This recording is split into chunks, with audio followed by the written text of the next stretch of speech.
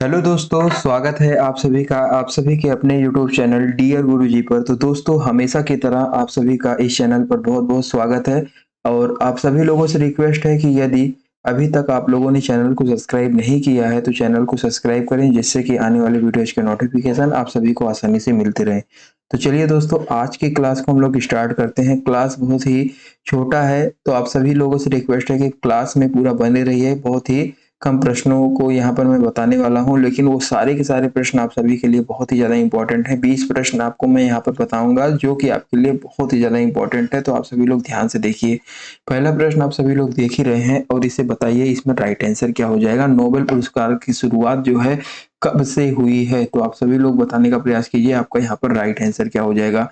तो दोस्तों, यहाँ पर जितने भी लोगों ने बताया है नोबेल पुरस्कार की शुरुआत सन 1901 ईस्वी में हुई है, तो वो लोग यहाँ पर बिल्कुल राइट हो जाएंगे दोस्तों।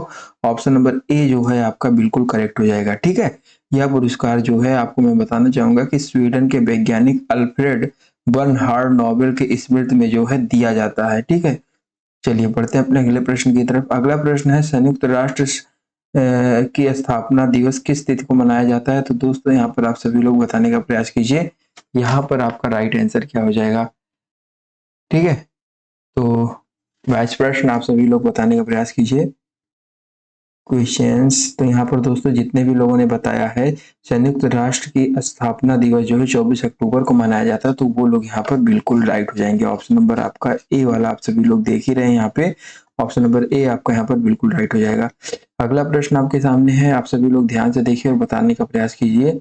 अगला प्रश्न है संयुक्ता प्राणिग्रही किस नृत्य से संबंधित है। तो आप सभी लोग बताइए यहाँ पर आपका राइट आंसर क्या हो जाएगा।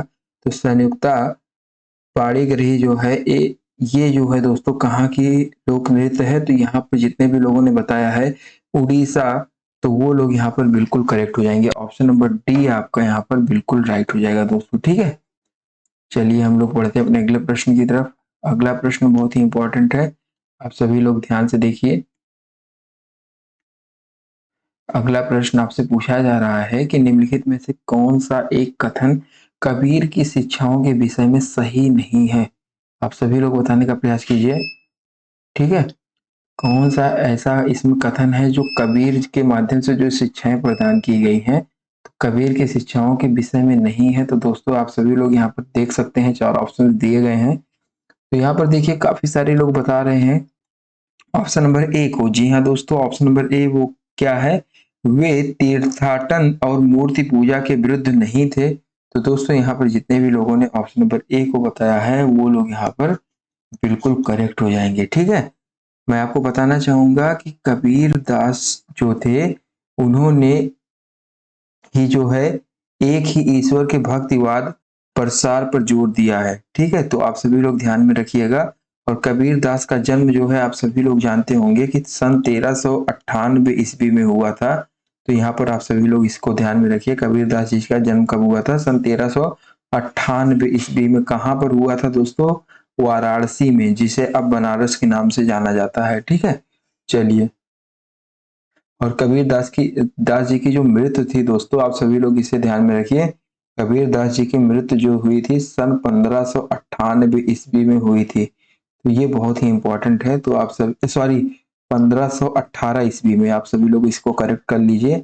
1518 ईस्वी में इनकी मृत्यु हुई थी। ठीक है, चलिए। कौन से स्थान पे, मगहर के स्थान पे। तो कबीरदास जी से रिलेटेड प्रश्न आपसे पूछे जा सकते हैं, तो इंपॉर्टेंट है, आप लोग ध्यान में रखिए। बहुत सालों तक है इनका जीवन काल रहा। यूरोपीय संघ के किस देश ने एकल मुद्रा यूरो अंगीकार नहीं किया है। तो आप सभी लोग बताने का प्रयास कीजिए कि यूरोपीय संघ के किस देश के ने एकल मुद्रा जो है यूरो अंगीकार नहीं किया है। आयुष टीम सभी लोग बताइए। तो दोस्तों यहाँ पर जितने भी लोगों ने बताया है ऑप्शन नंबर बी को, वो लोग यहाँ पर बिल्कुल करेक्ट हो जाएंगे। ऑप्शन नंबर बी आपका क्या है यहाँ पे, यूके। जितने भी लोगों ने यूके बताया है वो लोग यहाँ पर बिल्कुल राइट हो जाएंगे। अगला प्रश्न है कि किसी राज्य की प्रथम महिला मुख्यमंत्री कौन थी। तो दोस्तों यहाँ पर जितने भी लोगों ने सुचेता कृपलानी को बताया है, देखिए काफी सारे लोग यहाँ पर ऑप्शन नंबर सी बता रहे हैं सुचेता कृपलानी, तो आप लोग यहाँ पर बिल्कुल राइट हो जाएंगे दोस्तों।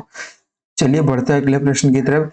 केप केनवेरल किस देश का उपग्रह प्रक्षेपण स्थल है? तो दोस्तों आप सभी लोग बताइए, केप केनवेरल किस देश का उपग्रह प्रक्षेपण स्थल है? तो दोस्तों यहाँ पर जितने भी लोगों ने बताया है संयुक्त राष्ट्र अमेरिका, संयुक्त राज्य अमेरिका, वो लोग यहाँ पर बिल्कुल करेक्ट हो जाएंगे। ऑप्शन नंबर बी आपका यूएसए, जिसे हम लोग क्या कहते हैं, संयुक्त राज्य America, United state state America. तो यहाँ पर जितने भी लोगों ने बताया है ऑप्शन नंबर बी, वो लोग यहाँ पर बिल्कुल राइट हो जाएंगे। ठीक है, चलिए अगले प्रश्न की तरफ बढ़ते हैं। अगला प्रश्न बहुत ही इंपॉर्टेंट है, आप सभी लोग ध्यान से देखिए। स्कॉर्पियन श्रेणी के अंतर्गत पांचवी पनडुब्बी का जला जलावतरण जो है किया गया है, उसका क्या नाम है? तो दोस्तों यहाँ पर जितने भी लोगों ने बताया है वगीर को, वो लोग यहाँ पर बिल्कुल राइट हो जाएंगे। वगीर यहाँ पर आपका बिल्कुल करेक्ट आंसर है। आप सभी लोग ध्यान से देख लीजिए। चलिए अगले प्रश्न की तरफ बढ़ते हैं। अगला प्रश्न आपसे पूछा जा रहा है कि निम्न में से जो है आपको मिलान करना है, नीचे दिए गए जो है कूट के सही उत्तर को आपको बताना है। तो देखिए कूट में जो है, आपको कूट में क्या दिया गया है, ये चार उत्तर दिए गए हैं ए बी सी डी। तो इनमें आपको बताना है ऑप्शन ए या ऑप्शन बी या ऑप्शन सी या ऑप्शन डी, इनमें से आपका कौन सा सही है। तो पहले ऊपर देख लेते हैं क्या है। दोस्तों 9 नंबर प्रश्न आप सभी लोग ध्यान से देखिए, बहुत ही इंपॉर्टेंट है। तो यहाँ पर देखिए ऑप्शन नंबर यहाँ पर जो आपका पहला वाला है, ये पहला वाला क्या है, बंगाल का शोक। ठीक है, तो आपको इसमें मिलान किया गया है, नीचे दिए गए कोड के सही उत्तर सुनिश्चित करना है आपको। तो यहाँ पर देखिए बंगाल का शोक, ठीक है, या दामोदर घाटी, तो ये सबसे पहले ये घटना हुई थी। तो दोस्तों यहाँ पर ये आपका पहले नंबर पर आएगा। दूसरे पर दोस्तों क्या आएगा, दूसरे पर आएगा महलों का शहर, जो कि कोलकाता में है। जी हाँ दोस्तों। और तीसरा आपका है सात टापुओं का नगर, तो आपका ये जो है मुंबई। ठीक है, और मंदिरों एवं घाटों का नगर वाराणसी। तो ये जो है option A B C D, ये चारों के चारों ऑप्शंस जो हैं आपके बिल्कुल सही मिलान कर रहे हैं। ये 1 2 3 4, ये सामने सामने जो मिलान है ये बिल्कुल सही दिए गए हैं। ए का मिलान जो है 1 से ही रहेगा, बी का मिलान भी 2 से ही रहेगा, सी का मिलान भी 3 से रहेगा, और डी का मिलान भी नंबर 4 से रहेगा। तो इस हिसाब से देखा जाए तो ऑप्शन नंबर सी आपका यहाँ पर बिल्कुल राइट हो जाएगा। ठीक है, आप लोग चाहें तो एक इसका स्क्रीनशॉट ले सकते हैं। ठीक है, चलिए अगले प्रश्न की तरफ बढ़ते हैं। अंतर संसदीय संघ का मुख्यालय कहाँ स्थित है? तो दोस्तों अंतर संसदीय संघ का जो मुख्यालय है वो कहाँ पर स्थित है? तो अंतर संसदीय संघ का मुख्यालय दोस्तों आपका जिनेवा में स्थित है। जिनेवा आपका कहाँ है दोस्तों? स्विट्जरलैंड में। तो आप सभी लोग यहाँ पर ध्यान में रखिए, बहुत ही इंपॉर्टेंट है। ठीक है, स्विट्जरलैंड यहाँ पर आपका राइट हो जाएगा, मतलब जिनेवा में पड़ता है। अगला प्रश्न है एल्गोरिथम का चित्रात्मक निरूपण क्या है? तो दोस्तों आप सभी लोग बताने का प्रयास कीजिए, आपका राइट आंसर क्या हो जाएगा। एल्गोरिथम का चित्रात्मक निरूपण क्या है? तो दोस्तों आप सभी लोग यहाँ पर देख सकते हैं, ऑप्शन नंबर जो आपका ए वाला है, फ्लो चार्ट, आपका बिल्कुल राइट हो जाएगा। फ्लो चार्ट क्या है आपका, यहाँ पर बिल्कुल करेक्ट हो जाएगा। ठीक है, गलत नहीं है। जितने भी लोग बता रहे थे ऑप्शन सी, उन लोगों का गलत है। ऑप्शन नंबर ए आपका यहाँ सही है। चलिए अगला प्रश्न है सुमेलित कीजिए। तो दोस्तों यहाँ पर आप सभी लोग बताने का प्रयास कीजिए, यहाँ पर आपको सही मिलान करना है आंसू घई से सब सवाल। तो आप सभी लोग बताने का प्रयास कीजिए 12 नंबर प्रश्न में आपका राइट आंसर क्या हो जाएगा। तो दोस्तों यहाँ पर जितने भी लोगों ने बताया है ऑप्शन नंबर ए, वो लोग यहाँ पर बिल्कुल करेक्ट हो जाएंगे। ऑप्शन नंबर ए आपका क्या है देख लीजिए। देखिए इसके हिसाब से आप मिलान करिए, बहुत ही इंपॉर्टेंट है। यहाँ पर देखिए सुलेमित करना है, तो यहाँ पर भी जो है आपका नेशनल स्टेडियम, ये आपका है कराची में। ठीक है, पाकिस्तान। और आपका रोज वाउल जो है लॉस एंजल्स में है। रिजाल स्टेडियम मनीला, और यांकी स्टेडियम जो है ये न्यूयॉर्क में है। तो ये तीनों चारों ऑप्शंस आपके बिल्कुल सही मिलान दिए गए हैं। तो ऑप्शन नंबर ए आपका इस प्रकार से बिल्कुल करेक्ट हो जाएगा, टार्जन। चलिए अगले प्रश्न की तरफ बढ़ते हैं। कीवी की भूमि किसे कहते हैं?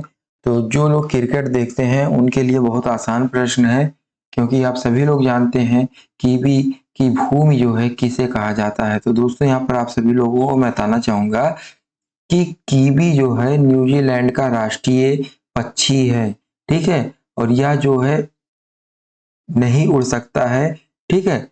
और ये ना उड़ जो पक्षियां न्यूजीलैंड में नहीं उड़ सकती हैं, उनमें ये सबसे छोटी प्रजाति की पक्षी है। तो ऑप्शन नंबर डी आपका यहाँ पर बिल्कुल करेक्ट हो जाएगा, ठीक है।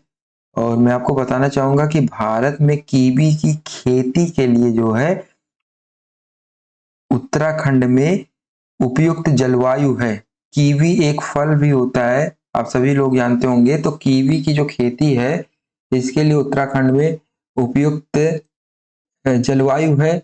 और कीवी जो है न्यूजीलैंड में ना उड़ सकने वाला एक पक्षी है, राष्ट्रीय पक्षी। तो आप सभी लोग यहाँ पर ध्यान में रखिएगा, ठीक है।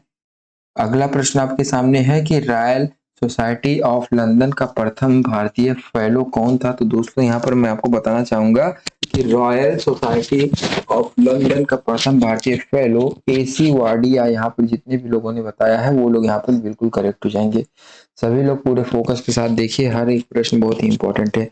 विश्व व्यापार केंद्र न्यूयॉर्क का मुख्यालय वासविद निम्नलिखित में से कौन था। तो दोस्तों यहाँ पर आप सभी लोग ध्यान से देखिए और बताने का प्रयास कीजिए यहाँ पर आपका राइट आंसर क्या हो जाएगा। तो यहाँ पर जितने भी लोगों ने ऑप्शन नंबर बी को बताया है वो लोग यहाँ पर बिल्कुल करेक्ट हो जाएंगे, ठीक है। ऑप्शन नंबर बी आपका क्या है,